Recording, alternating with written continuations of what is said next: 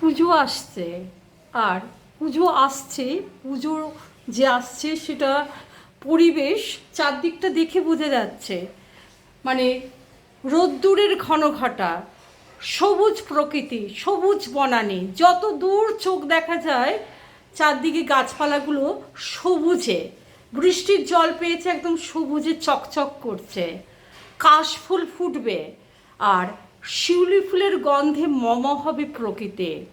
কয়েকদিন ধরেই মনের মধ্যে একটা সুপ্ত ইচ্ছা যে আমাদের প্রতিদিন নিত্যকারী জীবনে যারা মালা বিক্রি করে ঠাকুরের জন্য, বিভিন্ন ফুলের মালা, তারা সকালবেলায় যায়। সব সময় সব দিন মাকে পরানো সম্ভব হয়ে ওঠে না।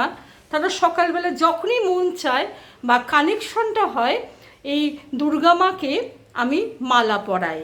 দুর্গা মা হচ্ছে আমার কাছে মা, আমাকে শক্তি দাও, মা আমাকে শক্তি দাও, মা আমাকে শক্তি দাও।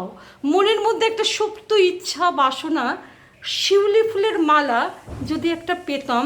কিন্তু শিউলি ফুল তো একটা নির্দিষ্ট সময়, তো প্লাস্টিকের যে শিউলি ফুলের মালা আজকে যখনই দেখতে পেলাম, মানে একজন বিক্রেতা বিক্রি করছে, ঠিক তখনই সেটা কিনে নিয়ে মাকে পরালাম। মা আমাকে শক্তি দাও, মা আমাকে শক্তি দাও, মা আমাকে শক্তি দাও।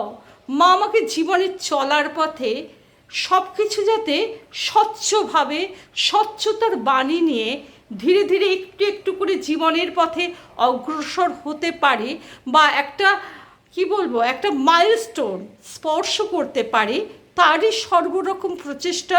শুধু এই প্রচেষ্টাটা নিজের মধ্য দিয়ে নয়, কবিতা হচ্ছে একটা শক্তিশালী প্ল্যাটফর্ম।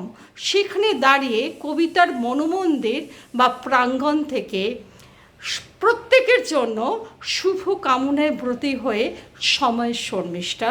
ধন্যবাদ।